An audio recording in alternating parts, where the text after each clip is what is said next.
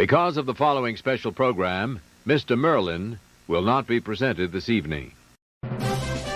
Word Balloon is brought to you by the League of Word Balloon Listeners.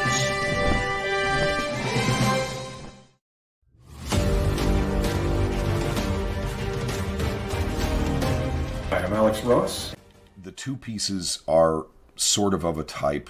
They're both kind of recreations of artwork that existed in the 90s. In fact, this piece here for the Avengers is in most ways a recreation or a tribute to George Perez's poster version from the mid-90s, where he did a shot that featured in it a figure of Captain America that was very similar to what I've done here, positioning of the Vision or positioning of Hawkeye, and I believe a few other elements are very similar to that piece, and it's consciously so. I was building off that inspiration, but I kind of refitted my design to fill out bigger shots of the figures so that I was making a wider composition and getting in a lot of the same characters, but still not quite as many as what George himself did, because George's thing was always to try and get in the maximum amount of content into pieces that he did.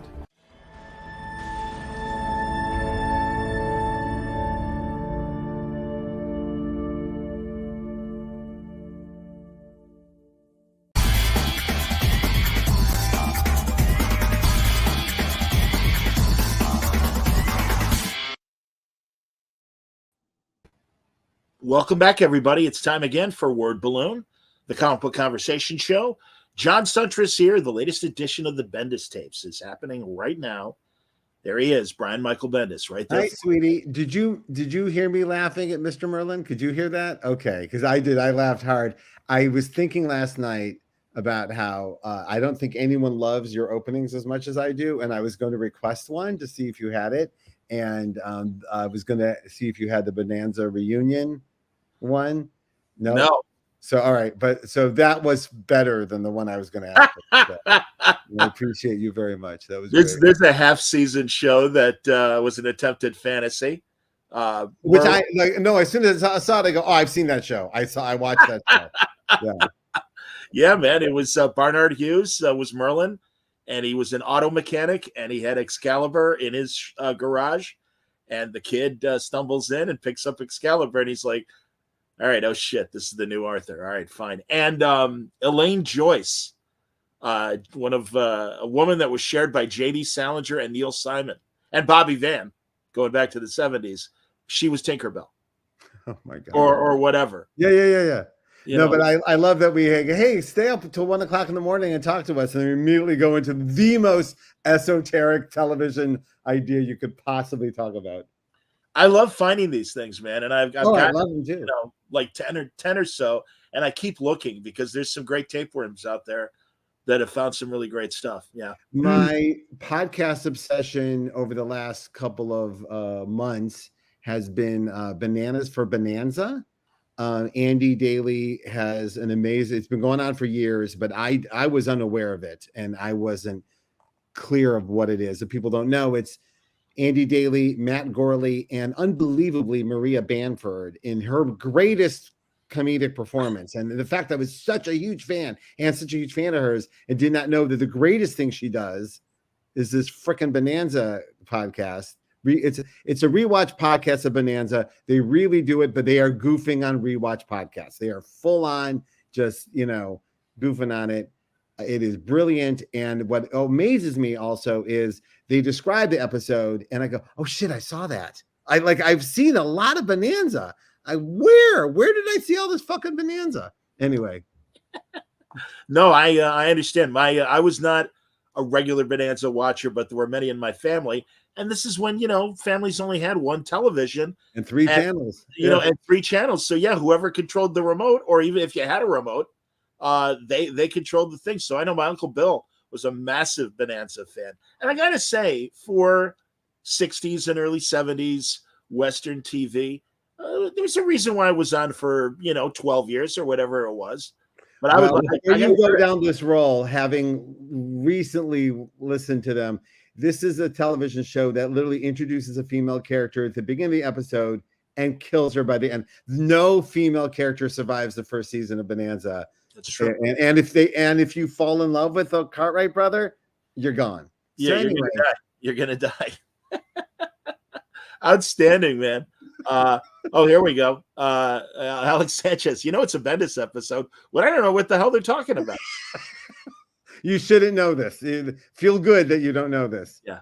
These are two middle-aged brains filled with nonsense, stacked with craziness that we can only reflect on each other. I was literally watching the Fall Guy trailer that just came out tonight with my wife.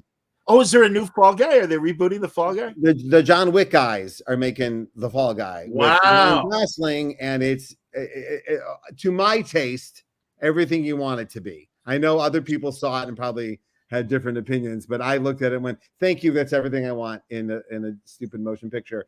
And my wife, I go, you know that was a TV show. She's like, and that, like, the fact that I know like that was a TV show and she doesn't was like everything about our marriage. But she loves her nerdy TV. No, she loves her nerdy TV, but the fact that I've seen the Fall Guy and she's yeah. "What's the Fall Guy?" Yeah. Well, Lee Majors, man, come on, $6 million man. But back to Bonanza, I do in retrospect think, looking back at my childhood, and I haven't confronted my mom about this yet, but I think my mom had a major thing for Michael Landon, because I was forced to watch a lot of Michael Landon content in my childhood now that I'm reflecting on it. So I'll have to look into that and see how it's affecting my writing today. I've watched the principal Bonanza writer has one of those Emmys oral history interviews. And I got to tell you, very interesting. Very interesting. No, like this podcast goes deep into it. And it's all interesting. It's all interesting. In fact, how connected Bonanza is to Star Trek. Like, everyone who worked on Bonanza either worked on Star Trek or ended up on Star Trek, including Leonard Nimoy and all these writers. It's just fascinating. That's cool. How much connection is. Anyway. Yes. Anyway, we are here because Brian. Back in 2023, I do want to say it's very good, nice to talk to you. It's been a very lovely couple of weeks in pop culture, because the world is a mess. But I do want to thank everyone for sharing their Halloween Miles Morales Spider-Verse costumes, some Ironheart costumes, some Jessica Jones costumes. That is so lovely. And if you were wondering if you should share your costume with the creators, yes, you absolutely should. It's such a wonderful experience. And that was on top of the fact that Spider-Verse is on Netflix today. It just debuted last night on Netflix. And when the first movie came out, it was in theaters and it was quite lovely and wonderful. But when it hit streaming, that's when some of the Spider-Sona stuff and some of the real artistic obsession around it came around, and it was just really special. So I'm really excited that the second movie is on streaming and people are experiencing it for the first time, and it's just wonderful. That on top of the video game is out, which I know is not your world, but there's another Spider-Man game that is so well made. It is so, I have nothing to do with the making of this game, but good Lord, it's so beautiful. And I was sitting next to my son while he's playing it. He just turns to me and goes, "This is pretty good." So I'm pretty blown away by having all these experiences going on at once. And I just wanted to say thank you to everyone. It's just really, really special. It's really quite nice, especially when things are stressful in other parts of our world. It's nice to have some sanity and love and happiness. So I hear you, man. Oming is watching us. Hey, I sent him the link. Jump in. He says he'd call in, but he's eating. Put on your makeup and get in here. He's eating a huge bowl of ice cream with apple pie in it. Fantastic. Thank you. Let's see. Brad says we'll love the Fall Guy. Elisa loves musicals. Somehow your romance endures. Somehow it does. Brad, who's a excellent member of the Jinx World Discord and a part of our Substack community. And yes, what you want to find in life is someone who has similar interests, but also diverging interests. So you want both things. So you can share a lot of cool stuff together, and then also run to each other with your nerdiness and share it. And also let your wife go off in the corner, enjoy the Real Housewives that she wants to enjoy and doesn't want any interaction with me, while I do the same with my Bonanza podcast. And never will these parts of our lives meet, other than we know they're there and they're making us happy. Please give Elisa my best, as always. Yeah, she is asleep on the couch in the other room, but she says hello. All right, no worries. It's all good. Big day today. She's got a lot done. All right, Tim. Not everyone could stay up to 1 a.m. for a comic book nerdy podcast. Well, I used to do the overnights where I'd be doing traffic reporting for the truck drivers and the like that were on the road at 2 a.m. So this is nothing. Caesar Rome recently read Ultimate Spider-Man for the first time. Great series. Thank you. It's been a lot of that lately too. Some of it's with the launch of the like the video game, they always put out like these hey, read these comics, read these 6 comics, and it always does get people reading. Not everybody. Comic readers get so upset that not everyone who goes to the movies or video games reads the books, and it's not everybody, but it's people. It drags people towards the medium. It's happened every time. Sure. And so I'm very grateful that people are discovering it, thinking to reach out to us, which always blows my mind. I've read a book this week, and I never occurred to me to reach out to the author and say, hey, thank you, that was amazing. So I am grateful for when people think to do that, and that it's not aging badly. That is great too. That is sure. Absolutely. I mean, the world has turned 10 ways since we made that book. So yeah, coming up on 25 years, right? Wow. Yikes. Yeah. So you start doing the math in your head of what was 25 years old when you were yeah, it's a shocker. And I literally have to process that sometimes. There's how it perceives to other people. Whereas to me, it's all conflated time. Right. It's all still happening, and yet it was decades ago. Well, in the words of Foreigner, that was yesterday. I understand, totally understand. Mike, I love a Foreigner quote. Mike Jones says, "Fall Guy looks somewhere. Someone took Once Upon a Time in Hollywood and made a sequel for the son of Brad Pitt's character." I am totally down with that. Doesn't that sound great? Yeah. Is there a trailer? Yeah, watch it right now. I'll watch it when we're done. That's fine. That'll help me. Rewatch. Very cool. Well, mostly we're here, or I should say, the main reason we're here is because you've got a brand new book with Alex Maleev coming out. Masterpiece. So this is our brand new series we're launching. It comes out in December, but you can order it right now through Dark Horse and wherever Dark Horse comics are sold.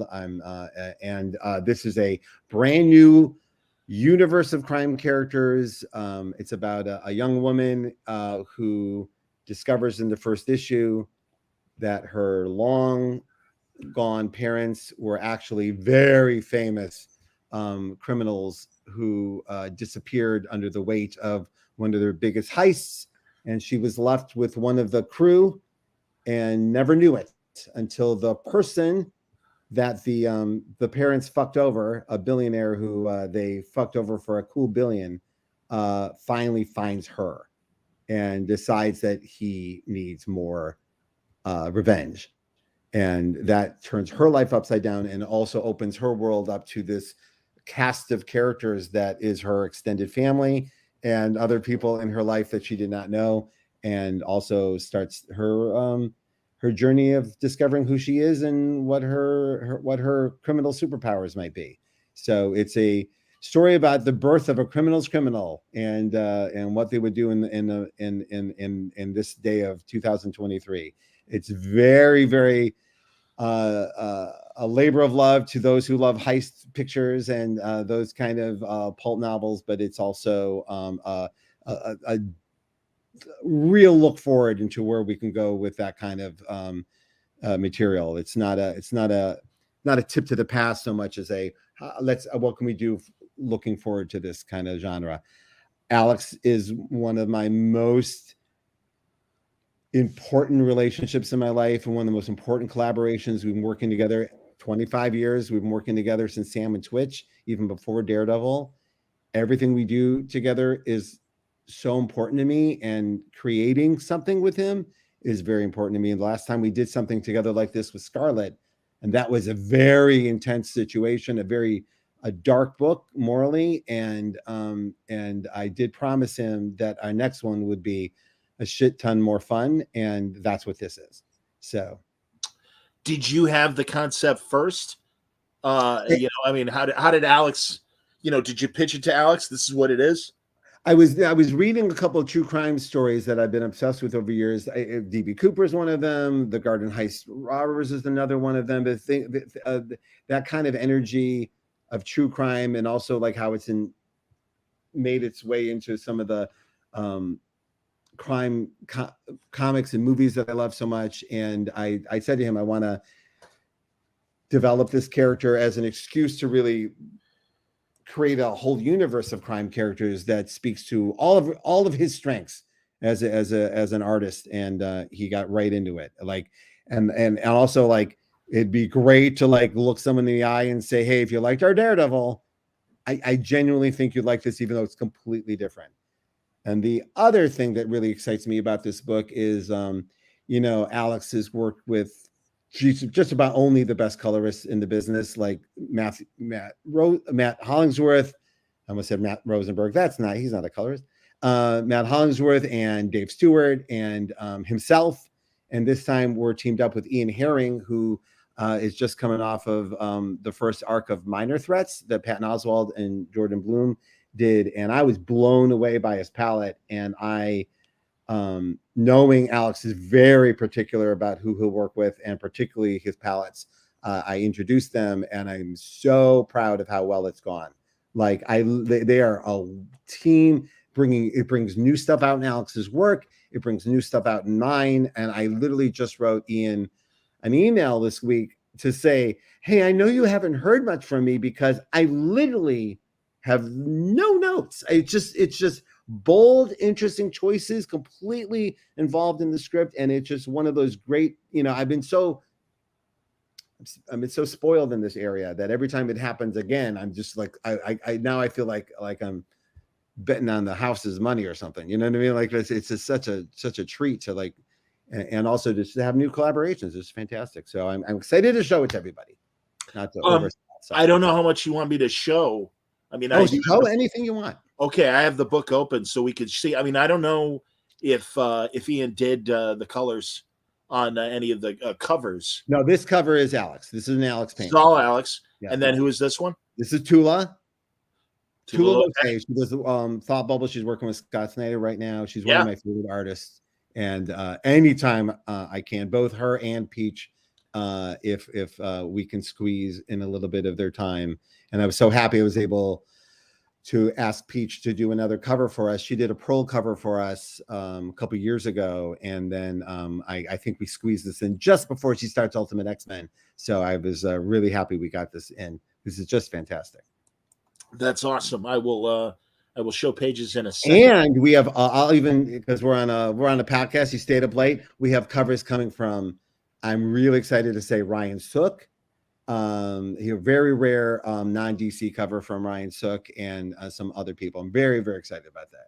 So, and I'm blanking who else we got. We got some really Andre Lima did one for us. It's just really, really, really excited about the covers that are coming. That's cool. Timur wants to know how you came up with the title of the book, Masterpiece. Oh, thank you. And another member of our Jinx World Discord. I'm so glad you're here. And this is actually, I'm happy to say, this is something I'm going to talk about in one of the classes we have coming up, because I've always I've been talking about recently over the last few years, like I always struggle with naming things. Like naming things is really hard, and sometimes I got stuck years ago. Like I remember I learned how, like, Willie Loman from Death of a Salesman is like one of the greatest names in literature, right? Like it's a name that completely speaks to who that character is. And once you see it, you go, that is Willie Loman and nobody else. And that's like, and I remember like writers talking about, like, that's who you want to come up with a name that isn't obvious, but immediately says who the character is. And every once in a while you come up with one that it totally works. But a lot of times that can also like not be the right answer. And then around the same time as we were creating Miles Morales, I got into my head, it's like, like I'm not naming the character, his parents, the parents of the character named the character. And then if you know the parent, and that starts the writer questions. Well, who are the parents? Why would they name them this? What's their story? What are they naming it after their parents because it's a generational thing and that tells us something about the family? Or is it something else? Like what's behind whatever they're naming the character? And I guess it became also because I became a parent, I realized, oh yeah, this is, you're labeling children. You're forever, right? So you're saying who they are. So I then stopped thinking about what I wanted to name the character and started thinking about what the parents would have named the character. And so Masterpiece is, as you find out in the very few first pages, her name on her birth certificate that she didn't know. She thought her name was Emma. Right. And everyone calls her Emma. That's her. Her name is Emma Lawford. But she finds out from the bad guy that her first name is actually Masterpiece. Her parents named her that because they are either very arrogant and think they have created their masterpiece, or they're just trying to, like, we'll find out like what's behind it. But there's a story behind it. And that's also the discovery. And just because you ask, and I don't mean to go down this rabbit hole, but a lot went into this, is she, when she finds out, oh, I don't even know my name, right? That starts a track of, well, I gotta kind of start over and find out who I am and what's going on here. And so the name of it isn't like, I know, so I worry that some people thought I was going to do like, I was doing like a, what's that? The Tarantino, the Inglourious Bastards. At the end of Inglourious Bastards, they go, I think I made my masterpiece, right? And that's kind of like a lot of people in our profession go, that's kind of a funny move to do, because it's, that's Tarantino saying, I have made my masterpiece. Like he's talking through his character, and that's not what this is. It's kind of the opposite, but it's the title that rose to the top. There was no better word to call it. But I know it sounds a little arrogant, like it's my masterpiece. It's not. That's not. It's just, yeah. Well, I assumed initially that Masterpiece might be connected to whatever the heist is that they're stealing. That might be her masterpiece. Yes. We're not there yet. All right, fair enough. Okay. Again, here I'll put it back on the screen. Great example of Maleev and Ian's work. Yeah. And Alex is firing on all cylinders, and Ian's color looks great. I don't know why. It reminds me a bit. I don't know who the colorist was on Pearl. Gatos was the colorist on Pearl. Oh, Mike colored his own stuff. Okay. Everything himself. Yeah. Very cool. That's excellent. Oh, hey, Nick Barucci watching us. Thanks, Nick. Oh, hi, Nick. How are you? Nick, I saw you on somebody's podcast recently. Now, come on. You got to come on Word Balloon. I always appreciate when What podcast was it? I don't remember. I honestly don't remember. But that's very nice. No, he's encouraging everybody to hit the thumbs up. He says he'll catch the show later because, of course, he's on the East Coast. So, I'm shocked. Yeah, I think Nick might be in bed. Probably. Oh, that's great. Well, all right. I'll bug you, Nick, and I'll bug the others at Dynamite. So we'll make that happen. But that would be great. I hope. Nick, what was the IP you just announced? I'm blanking, and it was really exciting. I think I got Johnny. Did you get Johnny Quest? Boy, I hope so. That'd be great. I think you did. Anyway, all right. I don't mean to put you on the spot. You can come by and say hi. I'm putting you on the spot. Anyway, so this book, Masterpiece, is Warner Brothers. Yeah, that's it. I'm very excited about those. I'm really happy how that. Yeah, Johnny Quest. More Johnny Quest. Thank you. Sure, and Thundercats apparently. All right. Thundercats are like my Mendoza line in terms of like the stuff that came out in the 80s. Transformers, Thundercats, G.I. Joe. It's like, all right, at that point, I was trying to date girls. And I was. I don't remember ever getting in the way of my nerdness. I know people say that, like, I never actually put the comics down to date anybody. It was like, are you going to date me reading Watchmen? Because this is who I am. Like, that was the way they kind of went. Ooh, okay, Nick. Oh, he's got Space Ghost. Awesome. Flintstones. That'll be interesting. Get Mark Russell back in the Flintstones. I love all this, man. And I don't think I know the Bears. You mean Care Bears? Either? Yeah. Okay. But that's cool. Congrats, Nick. That's awesome. Yeah, that's a great lineup, Nick. Well done. So that's cool. Anyway, so yeah, back to Masterpiece. So 6 issues starting in December. They're absolutely beautiful. It was made with as much love and care as everything me and Alex have done beforehand, and I am thrilled that this came out the way it came out. I can't wait to put it out.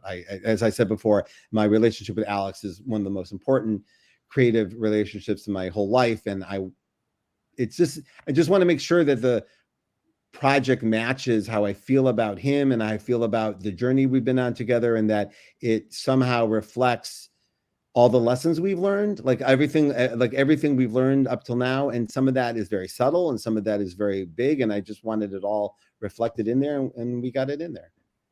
That sounds great, man. No. We're excited. Yeah, Nick is leaving us. All right. You. But I'm going to comment on his thing as Space Ghost.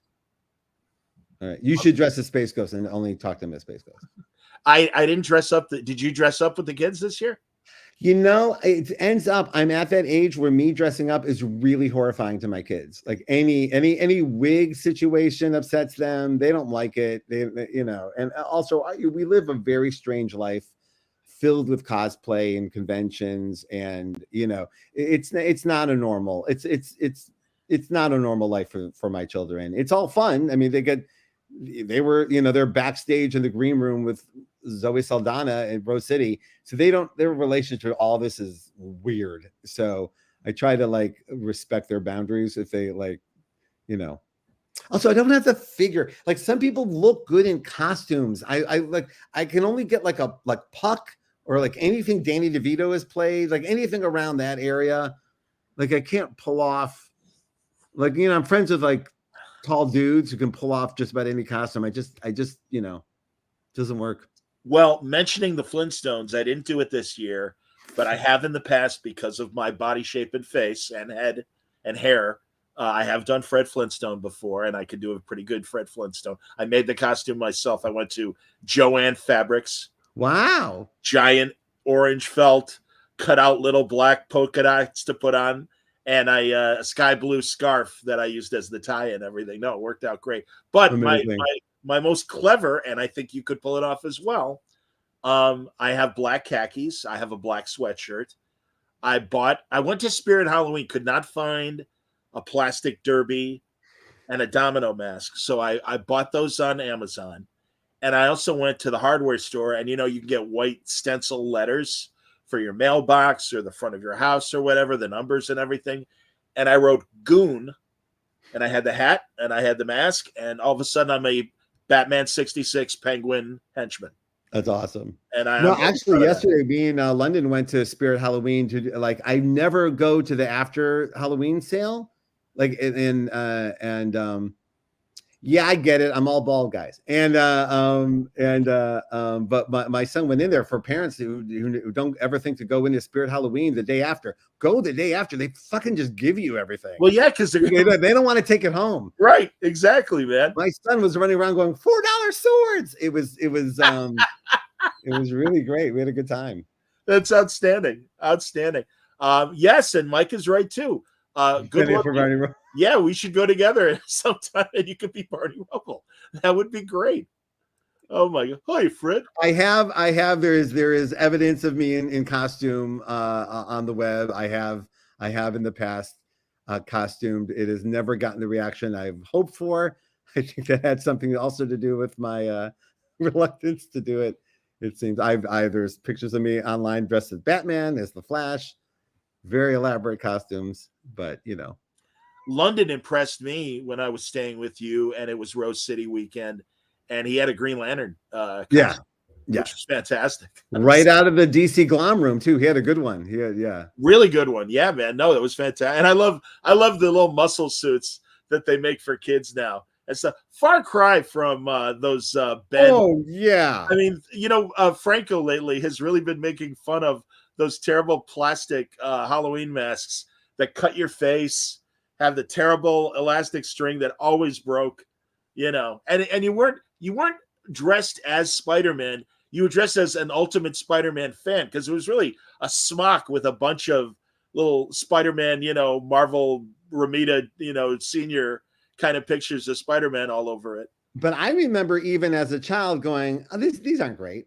And this is at a time where everything was fantastic to me. Like anything superhero, anything Marvel, but these costumes sucked, and the thing broke all the time. You never made it through the whole night with the thing, so that sucked. Tough to breathe. Anyway, I do go to the Halloween store with my kids and go, oh man, I would have gone nuts. And then also to top it, and not to bring it to this, but to walk around a Halloween store and see Kelly Sue's Captain Marvel, little Miles Morales, and Matt's Hawkeye stuff. It's really sweet. Like, it's really humbling and sweet. So not only is it decent costumes, but it's their baby. It's really sweet. It's pretty great. No, I can only imagine. That's outstanding. I try to describe it to people, not to be braggy, but I know there's a lot of creators that listen to us, and I just want you to know, if it's something you're thinking about, what does it feel like, or need a goal? It feels great. It's great. It is. There's so much genuine things around being creative that are upsetting and weird, and but the end result can be so powerful, and that's what I'm talking about. Not just I got a thing, No, I hear you, man. Yeah.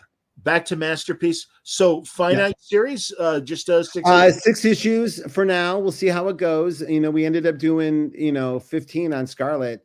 Just they take a little bit of time. They're not monthly comics per se. Sure. So we've been working on it for a couple of years. But we'll see how it does. The other problem is doing long runs of things now is not as appealing as it was when I was younger, because now I'm looking at my timeline differently, and just like, well, I would like to do this, this, this, and this, and now I know how long it takes to do this, this, and this, so I only have this many books in front of me, so let's try as many new things as possible. So even we were torn between doing more Scarlet did very well for us, and people were very warm towards it.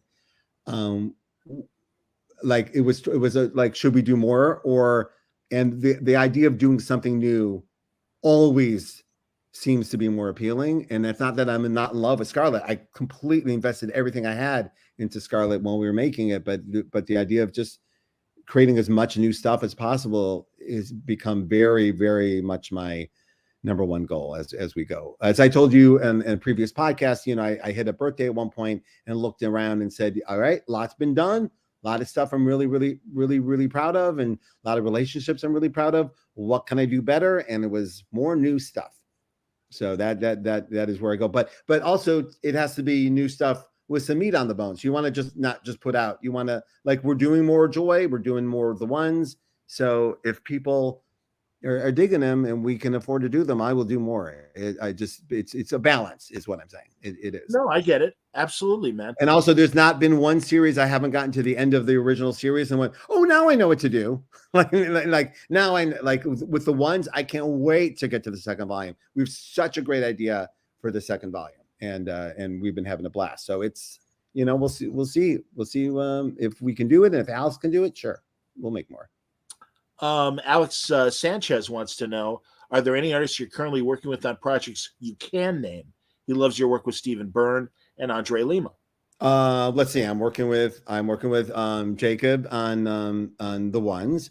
I'm working with Alex right here on this. I'm working with Mike Oming and Taki, not only on the Murder Inc., which just finished shipping last week, but we have a new sci-fi book coming out from Dark Horse next year, which we'll talk about in a future, hopefully all of us together. That'd be great. Balloon. Yeah, so we've been working on that for a while. I'm really slow burning on that as well. Andre Lima and I are in the throes of book 3 of Phenomena. Book 2 just went to the printer this week. Book 3 is well in production, and so we're in that.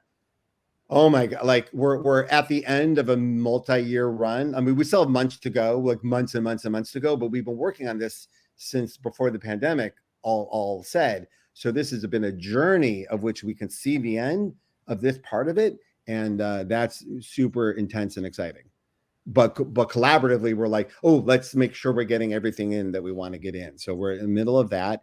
I just agreed to do a special one shot of a book that is not mine, but is a book that I love with an artist that I have recently fallen in love with. Her work is Sue Lee, who did Carmilla for Dark Horse and Maleficent, I believe, for Marvel.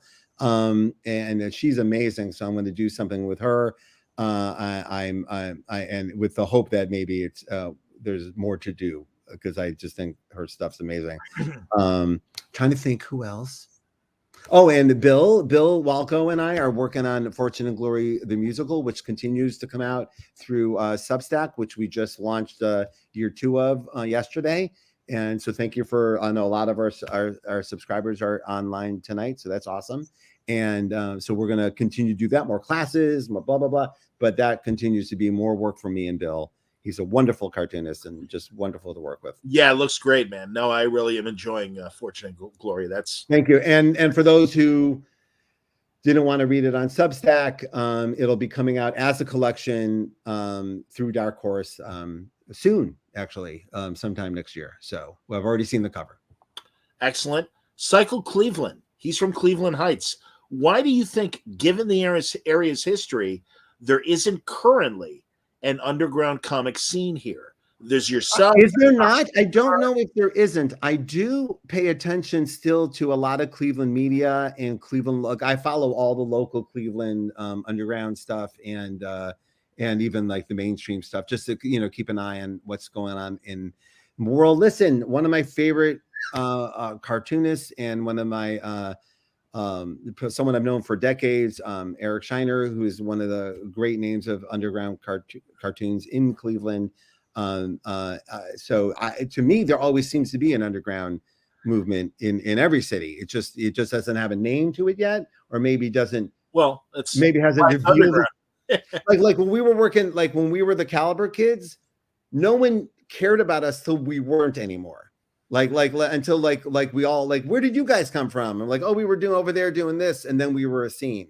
So sometimes that's it. But I know, like even back when I was part of the comics, like I guess we wouldn't consider it underground scene, but I was working for the local free newspapers. Backdorf was working for the local papers. Brian K. Vaughan was there. Brian Azzarello was there. We didn't really, I knew Durf, but I didn't know Brian K. Vaughan yet. And there was a lot of Cleveland creators. Harvey Picar, obviously the godfather of it. There's a lot of Cleveland creators were doing a lot of work there. And then only after we graduated to the mainstream did people look at it and go, oh, look at all those Cleveland kids that came out of the 90s, all named Brian and all bald. That's true. That's very true. Absolutely. So I do. So here's what I say. If you don't think there's a scene, make one. You and your friends go make one. That's literally how they get made. Go make something that, yes. And Columbus and everyone in Lauren McCubbin's class circle. Lauren is an educator in the comics world, one of Kelly Sue's best friends, and an excellent educator. And everyone making comics in that space in Columbus is excellent. I actually get to see a lot of that stuff. And have contributed to the anthology years ago. So Shelley Bond and I were talking about CXC in Columbus, and of course our friend the late Tom Spurgeon, one of the main cogs that started that convention back in the day, interviewed me right there on that stage. It was one of my great moments in my life that I got to have that time with him. It wasn't supposed to be that too. It was Matt was supposed to interview me, and then Matt got physically ill backstage. It was barfing backstage, which is very unusual for him. And then Tom just came out and did it. And I was like, it was a magical moment together. But my point is 2 things. Number one, I apologize for being so Cleveland myopic in my Ohio vision of Ohio. That's my own issues, especially when I've traveled, because down in Cincinnati world, there was David Mack and his friends all making comics in the 90s as well. So there's always been little communities of people making comics. I deeply believe that if you want something made, go make it yourself. That you asking where the scene is you saying to yourself, we should go make a scene. Yeah, and you know what? You don't have to learn to draw. That's another thing too. Go do stick figures. Go do dots. Go do found art. You don't have to worry, particularly if it's underground. Who gives a shit? Some Yeah, of the best, most innovative stuff. Who cares if you can draw? Tales of the Bean World, that wasn't really, high-end drawing and everything, but fantastic comic. We were just talking to our students at Portland State about long shot comics back in the 90s. You remember there's a comic literally made out of dots. It was one dot talking to another dot. And it was one of my favorite comics. I think Shane Simmons, and it's just wonderful. And then he ended up doing another series of books called Money Talks, where he just cut up money and have all the presidents yell at each other. And you don't need to draw. It was some of the best comics I've ever read. So That's really great. I hope that inspires you. I don't mean to put pressure on you or anything, but sometimes I can hear someone's little voice telling them it's time to get to work. And I'm excited for you to go write and draw whatever the fuck you want. That sounds great, man. Yeah. That sounds great. Everybody you've ever liked in any medium, music, movies, comics, they just decided, I want to make one and went about doing it. So I hope you do. And even if you just do it for yourself and don't show anybody, feels great. I've been bothering people, including Mike and Taki when they were on, and other guests, about some of their favorite horror-related stuff, given that it's Halloween season. Today's technically it's the 3rd. The day after. Yeah, because we had All Saints Day is November 1st. Day of the Dead is November 2nd. I don't know what the 3rd is. But I was wondering if you have any obscure horror TV. I have so many of my friends are deeply like into the real esoteric horror stuff, like movies, like even Riff Tracks hasn't heard of, and I never was into that. It never down that lane. Like I'm I like a horror comedy. My oldest daughter just called up to say her and her friends watched Peter Jackson's Brain Dead, and I couldn't believe that. I was like, oh, I'm so proud of you. And so that's that kind of stuff. That culty stuff is my jam, and also the stuff I grew up with. So it's like these like handmade, low budget movies from directors that ended up being great directors. They were showing you how great they were for $5 is some of my favorites. So oh no, I hear you. And honestly, YouTube has so many great TV movies from the 70s that were horror films. Yeah, isn't it weird how much there was? Really good stuff, man. Salem's Lot, the original Salem's Lot. I saw it. Oh my God. That is like legitimately creepy. And it's like, again, it's David Soul and Burgess Meredith. That should be scary enough. But it's so funny. I'm still, sometimes the real world is scary enough, and my content and the things I gravitate to in my free time is the opposite. Like I'm so comedy focused. I'm so, just that's where I go to for my fun. So that when I see my friends running towards gore as their escape, I'm always like, wow, what's that? Wow, okay. I'm with you, man. In fact, Timur wanted to know, mentioning comedy, thoughts on the 3rd season of Only Murders in the Building. I still love it, but the killer was a bit too obvious. I haven't even finished it, and I knew who the killer was. So yeah, you don't hire her unless she's great. Of course she's great, but like, of course, immediately you're like, yeah, she's not signing on to be a witness. It's intriguing what their plans are for the 4th season. I'll leave it at that. What are they? I don't know what they are. Oh no, they much like every season, it ends with okay. The next murder. Don't spoil. Okay, the next murder. So yeah, much like it was like, oh wow, look at that. Paul Rudd's going to be on Only Murders. Cool. And Bunny. Don't spoil. No, I wouldn't dare. Absolutely not. Dude, think of all the great TV that is coming up this month. I mean, truly. And it's so funny because a buddy of mine is like, God, I love that Max series about Julia Child and her early days on TV. And of course, as a broadcast nerd, I feel the same way. And he's like, whatever happened to the 2nd season? I said, I don't know. And we look it up like, oh my God, it's starting in like 2 weeks. This is great. Yeah, it's amazing. It is a lot, like there's so much stuff, but it for a lot of us it is glorious, but it's also like wow, you really got to step up your game. You can't like I was like my wife stumbled across that Ben Affleck movie Hypnotic that's on already streaming. it was a big budget Robert Rodriguez movie that they, again, I wasn't there, but they showed a test print of it at Cannes instead of the finished product. They showed like an in progress, which is something like a couple of directors have done over the years. We're not done, but here it is so far. And Sure. the audience was not into the here it is so far thing. It was like, show us the finished fucking product or don't. And how interesting it is. Just that our world has changed. You can't even go, hey, here's a sketch of a thing we're doing. They just immediately grade it and that's it. And off it goes. And it never even got like a real release. So it's so interesting to me. There's you have to like be like fully formed, ready to go. First episode, great. And like we grew up in a time where it took Seinfeld a couple seasons to find it, you know, like so it's interesting. Like you have to be ready right away or gone. You're just gone, and you might be gone like before you even hit the runway if you don't come up with something good. So I find it all endlessly fascinating. No, I feel the same way, and especially the streamers as networks, for a lack of a better description, are going through their growing pains.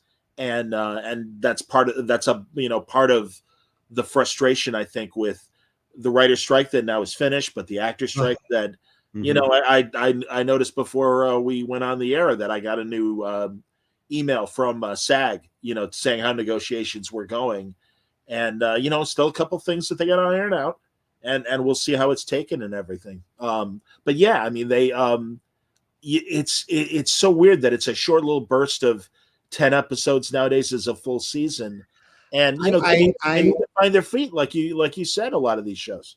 It'll be interesting to see what happens going forward now that the strikes are being resolved. I fingers crossed on SAG, but we're hearing it's got to be resolved. So eventually it'll be resolved, and I, like many writers, feel very good about how our strike ended, even though it should not have gone on a week. It should have been like what we got. We were always going to get. The fact that we had to wait 5 months for it was just ridiculous, but needed to happen. Yeah, I am very interested in because what will now happen is the business model that they're working at the studio level has to be really looked at. Like they will really look at like where's the money coming in. We have to share it. So like, where's the money coming in and how can we get more of it? And I wouldn't be surprised if some of the streaming, again, I have no inside information, but seeing what I'm seeing, looking at the numbers that Yellowstone did when they dropped it on CBS, just as a stopgap for a missing television. I wouldn't be surprised if a lot of the streaming services look a lot like network television. Like I think some of these choices that were made by like Jason Killer and stuff, like some of the executives that made some of the wilder choices during the pandemic, some of them don't work. And and I think we're going to see a course correction back to something that's a hybrid between people who want to pay a lot of money for whatever you give them and people who are like, I'll sit through 50 commercials, but I'm not paying a dime for that. And I think that's where we're going to end up. And I think that's where we should always have been. So we'll see. But you don't know what you know. It's always easy for us, like quarterbacks, to look back on 5 years of programming and seeing what worked and what didn't, and be frustrated with what worked and what didn't, Yeah, absolutely. Cycle wanted to know, and I got to be honest, I don't know why. I'm not really excited to see this, but he wants to know if it's Scorsese's. I haven't yet. It's really weird. I because of just what's been going on in my life the last couple of weeks, I just had not been able to get to the theater, and it's weird for me that there's a Scorsese and a Fincher in theaters, and The Killer, based on one of my favorite comics ever. Yeah, I'm desperate to see both, so I will see them hopefully this weekend. It just literally too much stuff every day. So just so you know, like people are like, what kind of Scorsese fan are you? Haven't seen Killers? Like, the Portland teachers have gone on strike, so all Portland schools are closed. So the 2 hours or 4 hours I would have had to go see a Scorsese movie, I instead watched Five Nights at Freddy with my kids. or half watched it anyway. So Yeah, so I'll get there. I promise. I can't wait. I everything about it is I'm dying to see it. I'm actually more excited to see The Killer than I am Killers of Flower Moon. So, Has Olivia started making student films? oh yeah, no, yeah. She's all over. Yeah, she's got a bunch of projects. Like her father, she has multiple projects going on at once, and I love hearing. I get almost daily updates. It's really fantastic. She knows she's got a big gold movie nerd dad who's gonna listen to every word. So yeah, Yeah. fingers crossed. Man, Yeah, you can, there's a couple on YouTube. There's a profile on Sam Humphries that's really good, and there's a profile on David Mack that I like. Oh, She was just wow. using some of our friends to like, just teach editing. Just you have Yeah. to edit a piece about a person. So she went over to Sam's and made a really lovely piece about him. And Oh, that's great. yeah, really love it. Are they under her name? Yeah, I just Google. Yeah, I think they're there. Yeah, I don't want to. No, that's great. Oh, I got to watch Yeah. him. That's outstanding. Mhm. Good kid. Oh my Yeah. God. Every time Baltimore comes up, I think of that year. I want to say 2009 when it was. It was 2009, and I know this because we were just looking up the old pictures because we just went back recently, and Yeah. and we're like reminding her, like we're saying to Sabrina, my almost 16-year-old, hey, do you remember you won a dragon boat with David Mack? And she goes, no, and we looked it up. Oh yeah, because it was 2008. You would not remember that. Okay, that's excellent. I'm looking forward to For All Mankind coming back. Yeah, I'm behind on that, and I've good. In my travels met that writer and really was impressed. So I'm dying to sink into it when I get a chance. That's amazing. Slow Horses is coming back in December. Oh, I know. I gotta get to Slow Horses too. You're kidding me. This is literally the list of shit I haven't gotten to. No, I understand, dude. I haven't really delved into The Expanse, and everyone can't listen to 80,000 episodes of Bananas for Bonanza and then watch all the TV like the same time. You know what is good and is currently running? The Boys spinoff, Gen V, which is like the college kids in the Boys universe.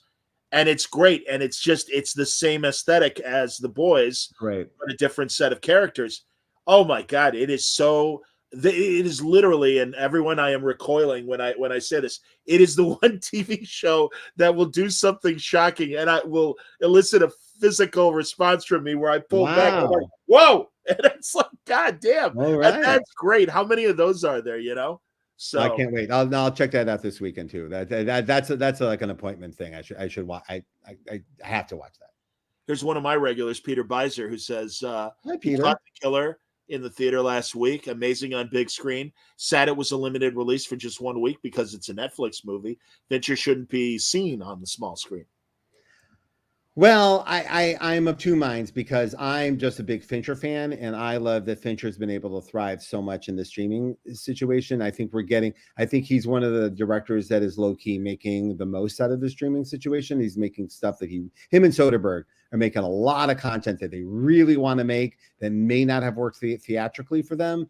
Like Mank, I don't know if Mank gets made without Netflix, So yeah, oh there you go. Yeah, Mank was great. It is a shame it barely got attention, and I kind of know why. It's a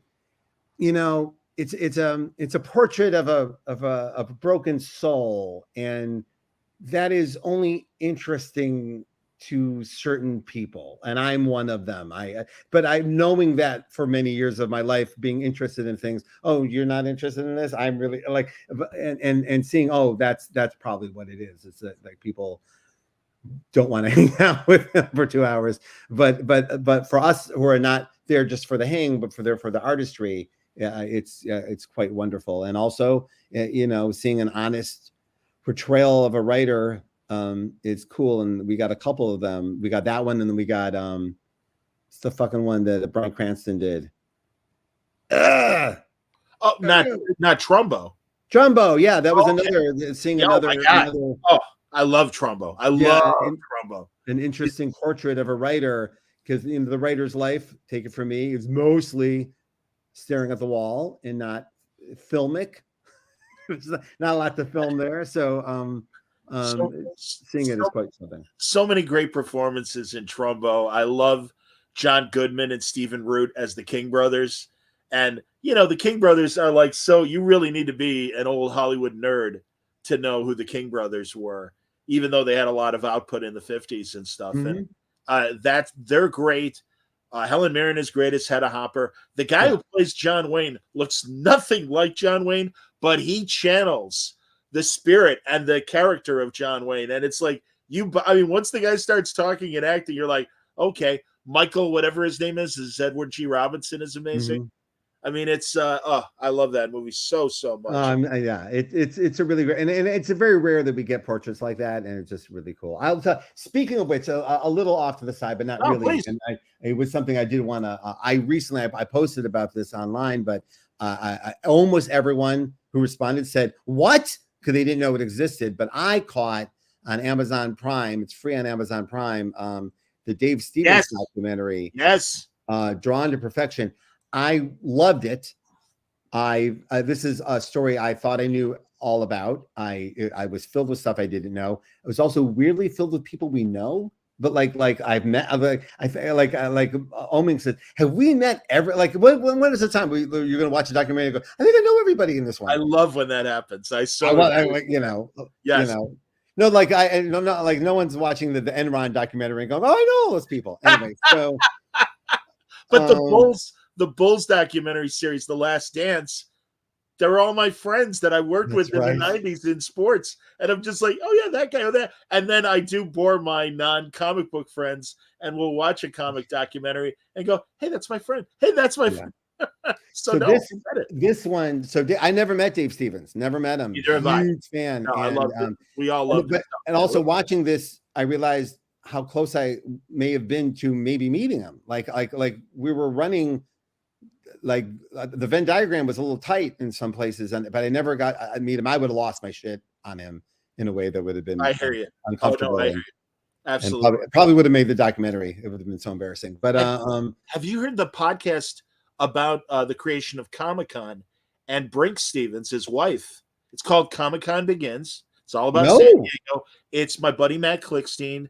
He produced this. Send us a link. Drop it. I absolutely will. It's fantastic. And it's he wrote that big, thick Fantagraphics book, See You in San Diego. Yeah, I have that. It's the same. It's the same source material. But in podcast form, yes, none. And tons of really great audio, both archival and live stuff. But Brink, Dave's widow, is terrific in it. She's the narrator. And she's a big part of this, obviously too. And I was fascinated. It's very interesting for those of you who just want to know more about like modern comics history. It's one of the best docs I've seen. And also it's a portrait of a very unique person. He's not like other people, and even in our industry, a unique voice. And I was enamored by all of it. So I wanted to recommend that. And then when I posted online, hey, I love this movie. The person that produced it said, yeah, could you fill out your Kickstarter form so we can send you your thing? I didn't realize that years ago I had contributed to the Kickstarter for this movie. Completely forgot, completely abandoned the hey, we want to send you your t-shirt. And then it was very funny. This guy was like frustrated for years, but at least I'm getting a compliment out of it. It was very funny. That's cool. That's cool. Did I tell you years ago, I uploaded this 8mm movie of my family. It was before I was born. They went to one of the Playboy clubs. And it's literally, let's take the kids to the Playboy Club. Are you in the video? I am not. It was before. Oh, okay. I believe I was conceived on this trip because it literally is like 9 months before I was born in 1964. And you could be 20% grotto. This is the Jamaican Playboy Club, and it's not going to make sense when I tell you the story, but essentially it's great. My grandparents are in it, my mom and dad. It's I love it. My family, I uploaded it to YouTube, really. Oh, okay. Post. I didn't see this at all. Okay. It's a family, 8mm movie, but it's hilarious. Absolutely. You know who's in it? Professor Irwin Corey, the comedian.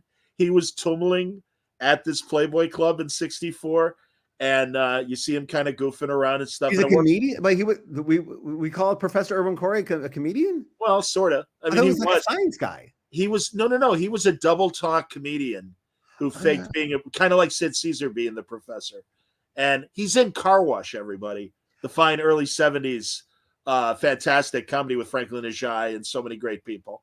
Well, anyway, one of your favorites, Ghostbusters. What do you want? What's her face? Andy Potts. Andy Potts is in the movie, a baby in that movie. Well, anyway. Oh, sure, yeah. So this guy emails me, documentarian, and he's like, "Hey, I saw you put up this 60s Playboy footage.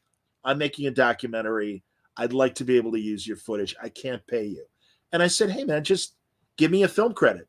Give me a credit on the the crew list and everything." Executive producer. Yeah. No, I got additional footage, which is fine. So because and at first when I saw that on my IMDb page, because I did that Prophets of Science Fiction TV show. By the way, Word Balloon finally acknowledged by IMDb, thankfully. God bless. All right. Cool. How does that work? How did that happen? I had to kind of, because other people were putting up that they had done the show, and I'm like, well, this is my show. So I went in and, you can find it if you look up Word Balloon Podcast. It's there. Oh, did you just jack up my IMDb page with Word Balloon appearances? I haven't looked lately. All right, that's cool. So anyway, this movie, it's called Class Action Park. It's on Max. Oh, I saw it. Have you seen it? I watched every second of it. I couldn't believe it. For people who don't know what we're talking about, it's this 80s water park in New Jersey that apparently was right next to a Playboy club. That's why the guy wanted my footage, even though it's a completely different Playboy club. They would create these rides that unsafe does not cover the lack of regard for human safety that they made these things. Like my favorite is the in warehouses, they've got those rollers that you put big boxes on to kind of push across the line. They look like big skate, kind of wheels and everything. Well, they built kind of a ramp and an incline, and they'd put people on these wooden sleds, and they'd push you down, and you'd be catapulted across this extremely freezing cold water. So that was one. My favorite is the water tube slides. Yes. And yes. And they would give kids $100 to test out the rides. So, and again, a lot of money in the 80s. Hey, here's $100. Go through the ride away. Okay, sure. And the first group of kids went through, everything went fine. The second group of kids started getting cuts on their arms and legs. And it was because the first group of kids would lose their teeth and they would be embedded in the water tubes. I mean, my God. Oh, God. So I am part of this movie, which I love. What he's describing is real. And Talmor, I agree with you, but I think the documentary is better because the footage is so real and so like it's footage and you're hoping all they get is a scraped knee. You're like, oh, it is truly shocking. It's funny because I was actually talking to my kids about how you're like seatbelts and like, and then we got into the conversation about like how we didn't wear seatbelts when we were kids and how insane that was. And I said, I wonder what we're doing now that we'll look back on the way we look back at that shit and say, what the fuck? Or like, you wore seatbelts? Are you insane? Like what are we doing now that we're going to look back on and say, well, that's just nuts. That's wrong. Yeah. Other than, all the strikes and all the wars and, there's that stuff that we're fucking up. Certainly. Yeah. Absolutely. You're killing me, man. You tagline, one ride is risky. The other is risky. It is so fun. And it is so summer camp kind of, kids getting drunk and hooking up and everything. I mean, it really is. But you need the footage. You can't believe it. You think it's telephone stories until you see, no, here's the footage. And you're like, God damn it. It's worse than you said. And I'm so not a reality TV person at all, but that documentary killed me. And I was thrilled because I'm like, what? Because I saw the credit and I'm like, additional footage? What's that? And then I'm like, oh, it's that guy that wanted my Playboy footage. Sure. That's amazing. Yeah. Crazy. Amazing. What are you going to do? What else? So you've done some amazing shows lately. So let's who have you been interviewed? Who have you really liked? Well, I like everybody, but always, first of all, always great to get Howard shaken on. Yeah, that was a good one. That was that was a really good. I really, and I'm really genuinely excited for this seminar that he and Mark Waid are going to do at UCLA. And I just had Jim McLaughlin on last night to talk about it. And that was a really, every now and then I luck out, and it may not be an obvious guest, but I really appreciated the conversation. With Jim? And Jim and I, we talked the Wizard history and stuff. Sure. I gotta get back with one of your guys, Mike Cotton, who I know is working with Jeff Johns. And Jeff is going to be somebody now that he made his big announcements with Ghost Protocol. Not Ghost Protocol. That's the Mission Impossible movie. Ghost something. Sorry, Jeff. No, I'm blank. Yeah, you put protocol in my head. Now someone will post it. I'm sorry. So yeah, I'm excited for that stuff. But also, Wade has been on Word Balloon almost as much as you. And Mark Waid. And back in the day, he was always like, well, I'll talk, but let's keep it under an hour. And I'm like, hey, whatever you want to give me, that's fine. And literally, like 40 minutes or whatever. Well, now he comes on and, is very comfortable. I really need to thank Art and Franco because they love him and he loves them. And through our mutual friendship and being at cons, I've gotten to know Mark that much more. But man, we had a great talk, and he is killing it at DC right now with all of his books. And Ghost Machine, thank you, Mike Jones. That is thank you. Yes, right there. I totally blanked. Yeah, but it was great during the conversation. Near the end of the conversation, Mark's like, "Well, first of all, like I'm like, oh, it's been an hour." He goes, "I got a little more time." So we did like an hour and 20 minutes, which for Mark is like you and I doing 2 hours or whatever. But Chaikin has that Zoop, that book Fargo he's doing, which isn't the show Fargo, but subscribed to it or whatever, backed it. Yeah, I backed it. So I think that looks really good. Oh no, it's based on a series of men's adventure novels, and it's a great time period because it's cowboys at the turn of the century. And I love stories like, James Garner had that great 1-season Western show right before Rockford Files. It's called Nichols, and he rode a motorcycle, and it's like 1900 in this Western town. So you got the remnants of the 1800s, and then the introduction of new technology. Margot Kidder's in it; she's a baby and beautiful in it, and just fantastic. But also, Azzarello did that series Loveless, that was kind of in that same period. So no, I'm excited for Mark's or for Howard's stuff. Howard was very sweet. I had a moment with my son and him at Baltimore that was did we talk about it on the air? I can't remember. I've been literally telling everyone. I had Baltimore was really special, and everyone I know some of the people who are listening to us now. We've all been to conventions, and every once in a while, you're like, this one is better. Like this one is like there's an energy here that's undefinable, but you're like, this is a magical space that we're in right now. Everyone's having a wonderful time. And that happened in Baltimore. It's happened over the years. And you never know.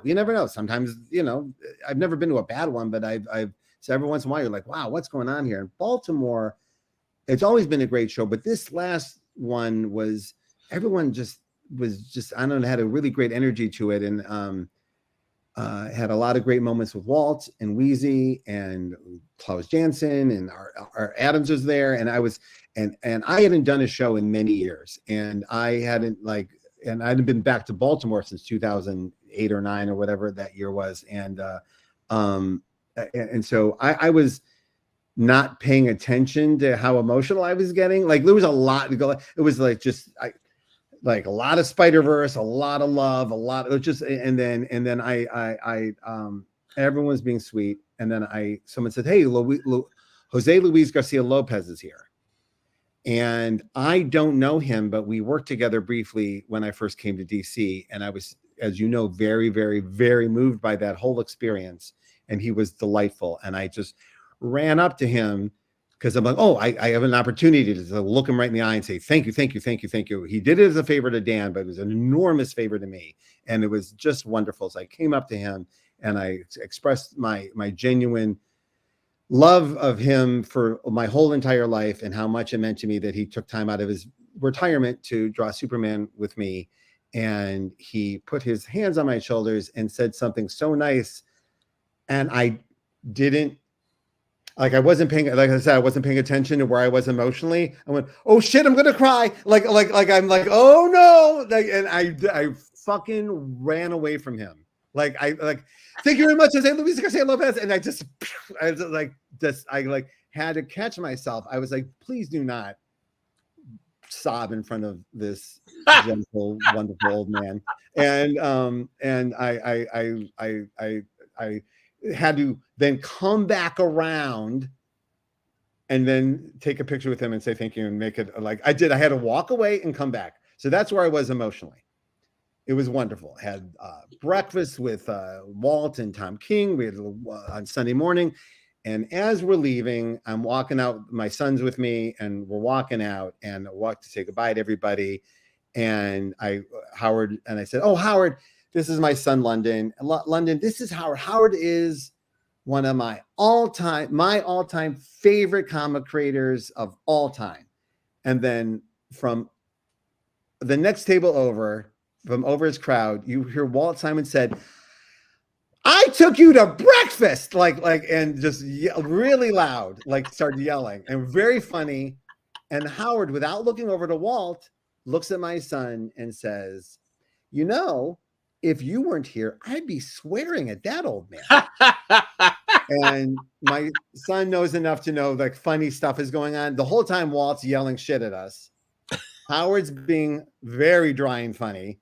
And I say thank you and walk away because I've now had the most magical moment with my two favorite comic creators and my son, right? Who and it was just absolutely wonderful and walked out. And that was Howard being Howard, and it was really sweet. So that's great. Both of them were not at this year's Terrificon, but last year's. Although Walt and Weezy were at this year's as well. Now that I think of it, and I did at this year's show. I did a Chris Claremont panel, and thankfully Weezy was added at the last minute to soften the usual Chris Claremont experience.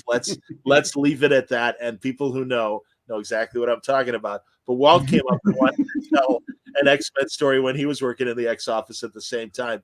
And before we started, he went over and he hugged me, and I'm like, oh man. But the year before, when Howard was there, we're walking towards the convention area at Mohegan Sun, and all of a sudden behind me I feel this nudge on my back, and it's Howard messing with me, and I'm like, hey, so no, man, I again, we're close enough in age. We read these guys when we were kids. These were our storytellers, and to now know them and be able to talk to them comfortably and them not, I mean, I always say I have Walt's home phone number. I never abuse it. I there might be a need every 1 or 2 years for me to call. No, wait, he's not listening because sometimes we're too late. It's too late. No, they're in bed. Oh my God. The last 2 times we did this, he popped in. I forgot. It's the best. I got very nice. No, it's the truly the high, and Barucci tonight, the highest compliment. And they're here to see you guys. Like I always say, I'm here every day. It's not that special. No, I check in for you. I know, but I sometimes check in to see what your trying.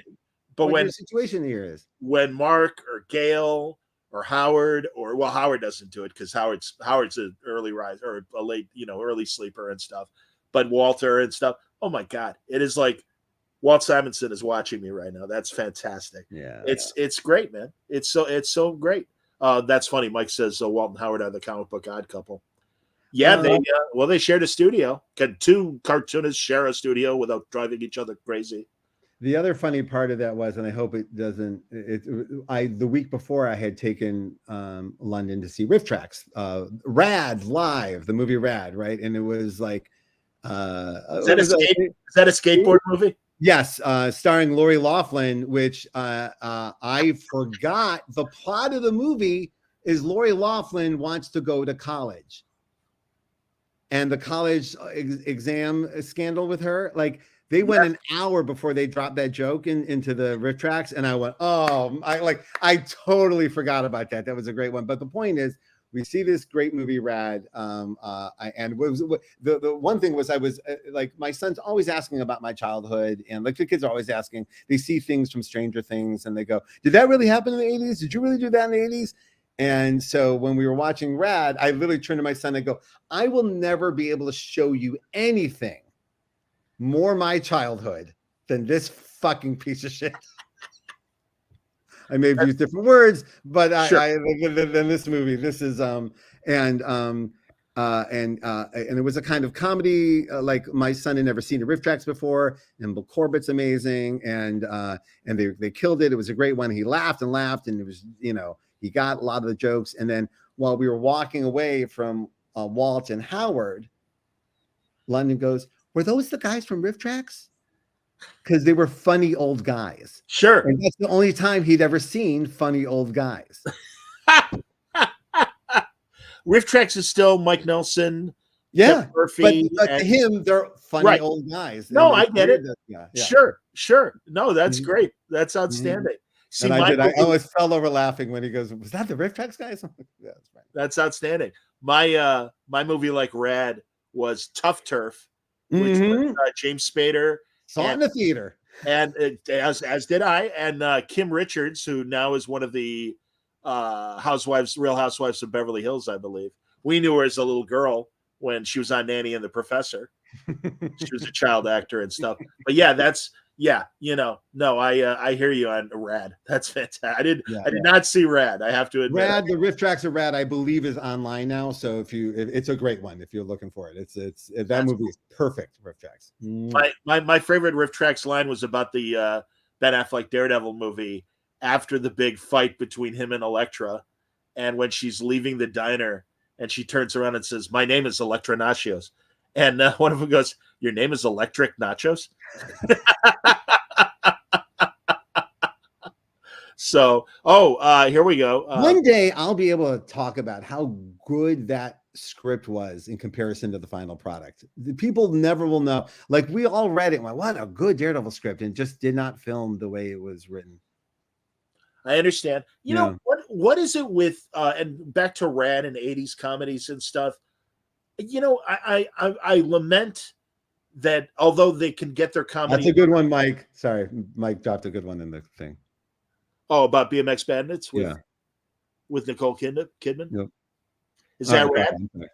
Is that it's in the Rad subgenre? Oh, that's what it's called, BMX Bandits. Oh, sure, that's cool. That's cool. What is it though? I feel bad that and maybe they don't want it, but that kids don't have good raunchy comedies the way we did in the 80s. Well, no, that's an interesting subject because Hollywood's not really producing them a lot, but I see my kids gravitate to them on the streaming services. Like they watch more 90s shit than they watch modern stuff, and not by any design of mine or any like influence of me. They talk amongst their friends and you want to see you want to see if there's something about Mary, which by today's standards is kind of a hate crime.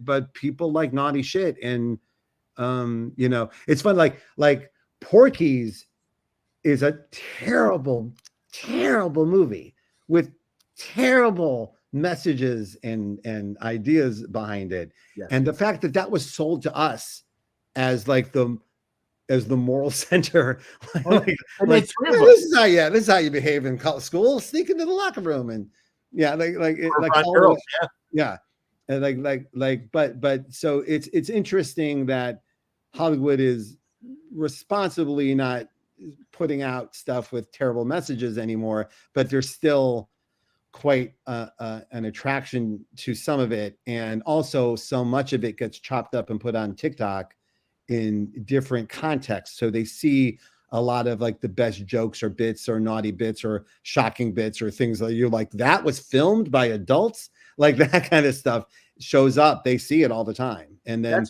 they'll see and not even like weird bad stuff. I'm talking like 40-Year-Old Virgin. Like that's again to a 20-year-old person, a very old movie, and so they're watching and use with a value system and a comedy ideas that would not fly today, would never happen today, but they want to see what was going on. I haven't watched it yet, but Jennifer Lawrence's movie. Oh, I've seen it. Yeah. Year. And it's a swing at that, and it's 100% like a movie Cameron Diaz would have made. Like it's that she's absolutely going for that. Like she wants to make a movie like Cameron Diaz made, right? And that was it was interesting. It's a mixed bag, that movie. It's got some really funny stuff and some really really weird stuff too. She's great in it. She's totally winning, top to bottom. Well, and I remember a year or two ago you telling me that all your kids were watching Friends. Yeah. And God, it's I kind of have my own schedule because of the podcast, and there are times when I'm running around and Friends is on like almost 24 hours a day, depending on your kid. Still affecting fashion harder than it did when it first ran. Also, I think I told you my 11-year-old watches, with no influence by me and not even introduced to it by me, she watches Gilmore Girls constantly. That is her come home from school, I need to take a break. That is her space. And I'm fascinated by how much she's attracted to this show that's filled with stuff that is nothing like her life. Like there's no Stars Hollow in Portland, and it's just she's completely into the music of that show. It's just fascinating to me.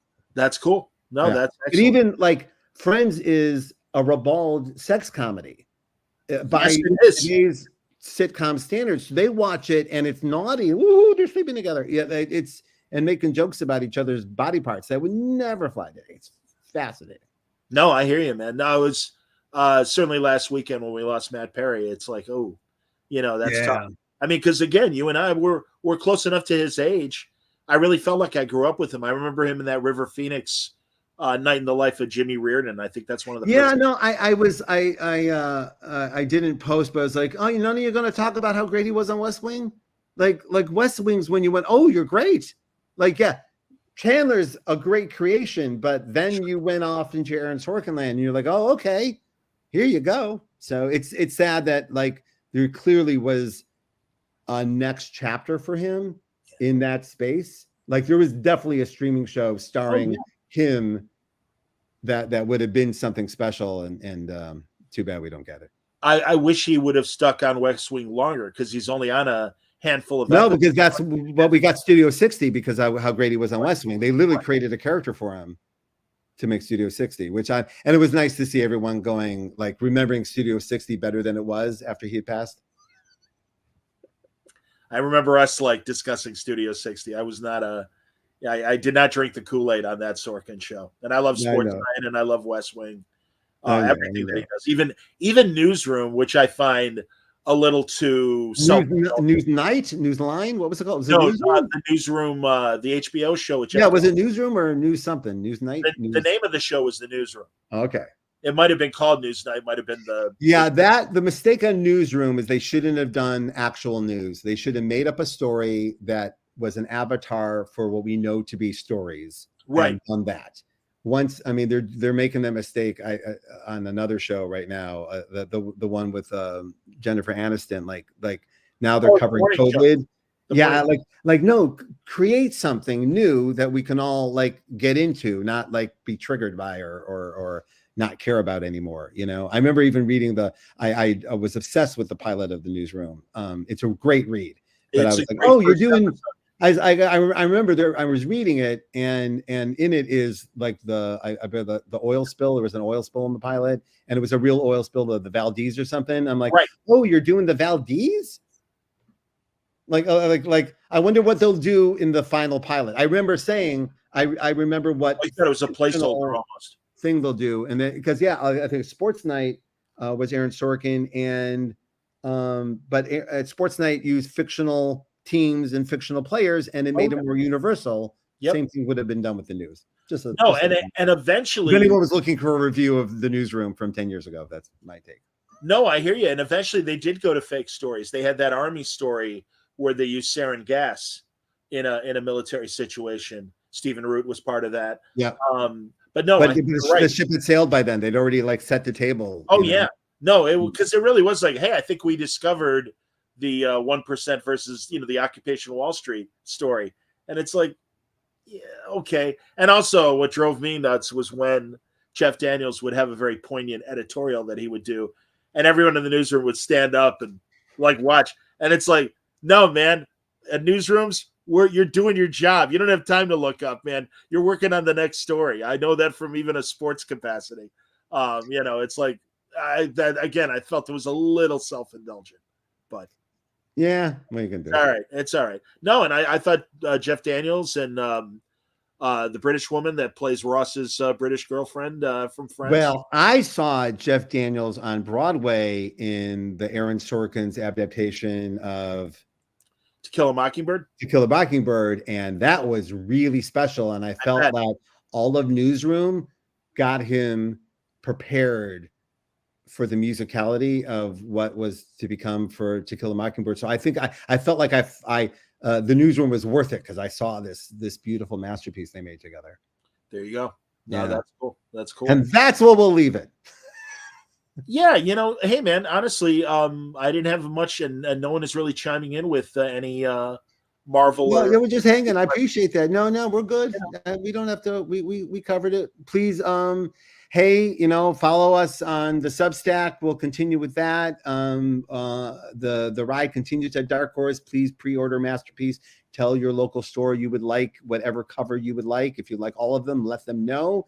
If you pre-order it, for those of you who don't know how the comic industry sometimes works, if you pre-order it through your store, we will print one for you. We will make it for you, and it will be sent directly to you. So, and that's the best way to support your favorite comics, no matter what company, no matter how big the superhero or how indie the indie is. The best way to support your favorite comics or to pre-order them and let your stores know you plan on buying them, and then they can order accordingly and make an educated choice on what they do with their catalog, because there's a lot of product and it's very hard for the stores to know what they need to buy versus what they have to buy. And if you can help them, that would be a help, particularly with social media being a hot mess of the highest proportion. It is so hard for so many creators to just, hey, I got a book, I want you to see it. So help them out the best you can. Oh, my pleasure, man. Thanks so much for hanging out with us tonight. I know these late night talks are asking a lot from some people, and it's so much fun. I will say, after we do one of these, and then over the next week, we get to hear slowly everyone say, "Hey, I really like that." And I must say, John, I think I texted you, but so many people at Baltimore came up to me about Word Balloon as their first thing they liked about me.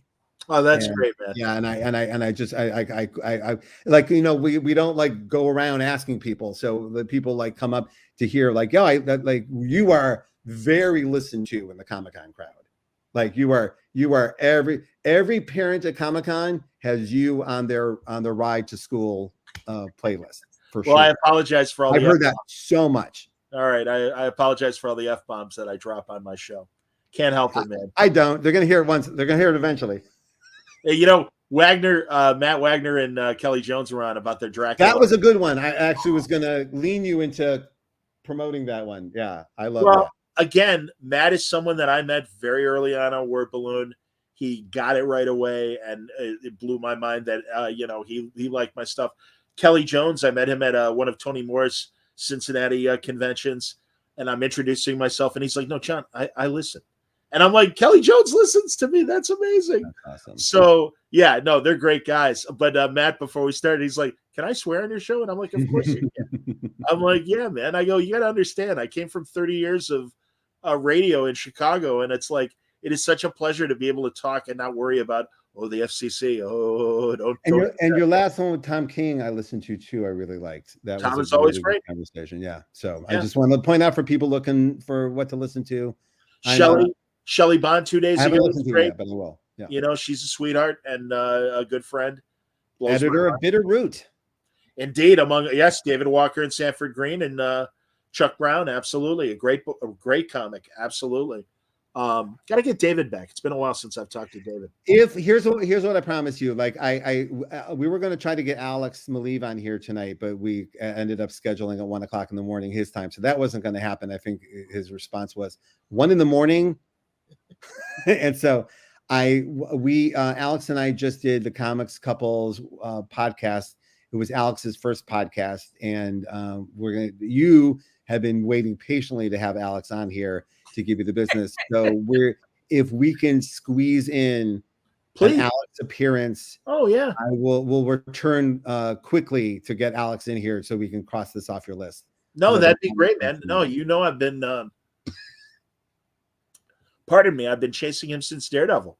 Yeah. We'll get him in. It was so funny. It was we were on the. We've never done like a podcast together, and I know this is hard to imagine, and you'll see it when they post it. But Alex's lighting gear, his situation was goddamn cinematic. Like he turned on looked like Christopher Nolan was directing him versus us. You can always see the halo ring on my bald head.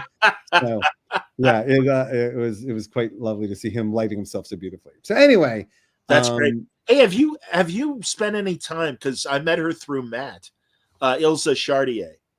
I don't know her. In fact, we were Matt and I are teaching Portland State together this semester. And that's great. Instead of David, it's Matt this semester. Yeah, David had to finish. David had to finish his novel.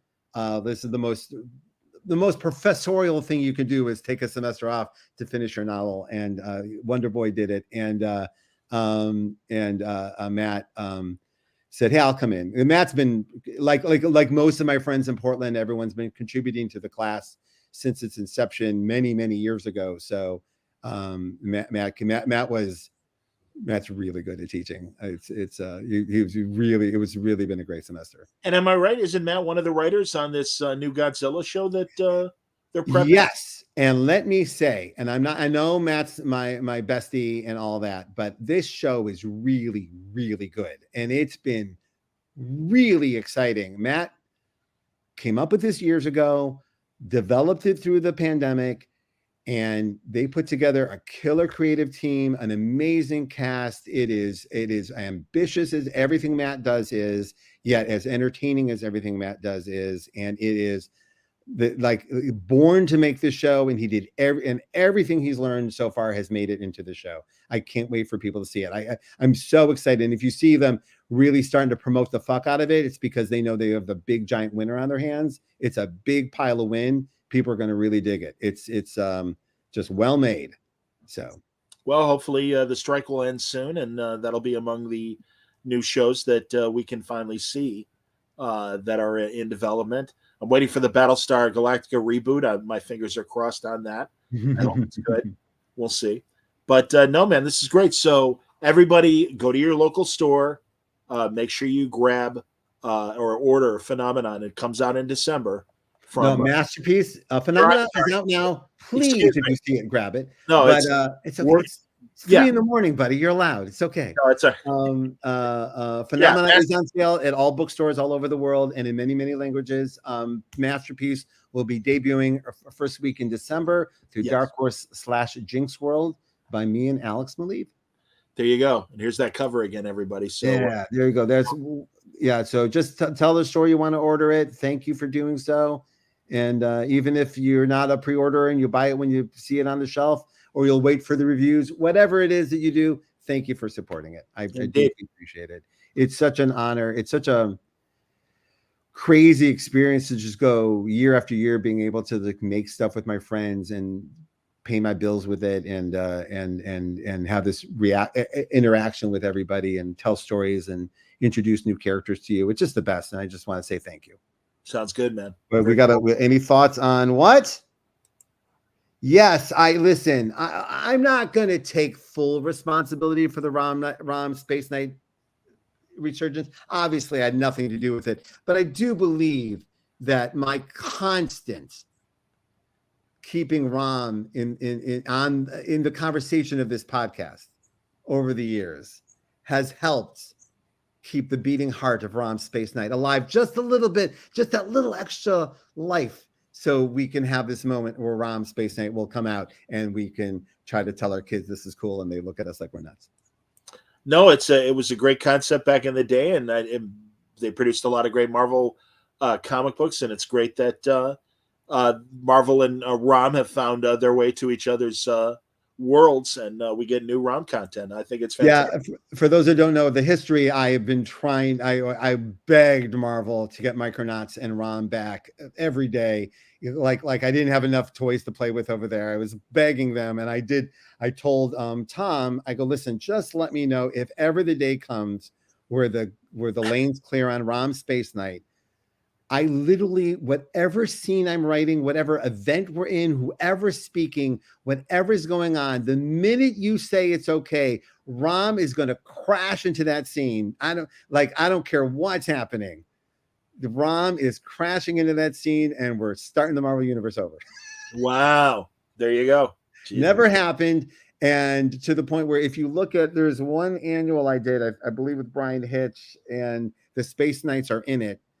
Because we did have rights to the Space Knights, but not Rom. Right. And that was, I literally was like, maybe if I write the Space Knights, it'll manifest enough energy to bring Rom. Like I was literally trying to write Rom into a book that and until to the point, I believe Tom did say to me at one point, we still don't own that character. Like it's not a doable thing. But I did do a little bit of Space Knight in Avengers, and I did a little of Microverse at the end of my run on Avengers, and that's why my name is in Ant-Man Quantumania, because they used so much of it at the end of it, which is so weird, because that was the one thing I did not expect to ever see done on film. So there you go. That's fantastic. Tomorrow night I'm going to be on with Art and Franco, and we're going to do our comic show, our mess around show. They've been everywhere. They were in New York. They were in Baltimore. They've got a lot of stories. They were in Cincinnati. I would love to see if they thought what I thought about Baltimore, if they thought the same, if I was just being delirious. Oh no, and they got great stories. That'll be fine. But I heard New York was equally great. I heard New York was really special until everyone got sick, but everything. Yeah. You're not wrong. No, literally everyone in Artist Alley got COVID.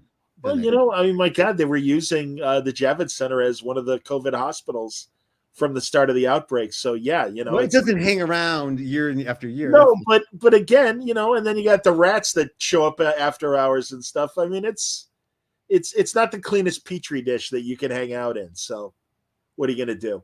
All right, everybody. Thanks a lot for watching. Most importantly, Bananas for Bonanza on Andy Daly's Patreon. That is what I'm here to promote. Please. The SNL Fly on the Wall podcast, also a great podcast. SNL. I found out that this is an older podcast. I thought it was but I was there too. Another Matt Gorley podcast.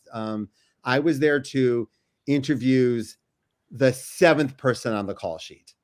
Like he does a Grease episode, but it's not John Travolta. It's the third Thunderbird guy, right? Sure. It's so interesting. Every episode is so. This podcast ran a few years ago, but it was behind a paywall. I never saw it. If you catch it, I was there too by Matt Gorley. Every episode.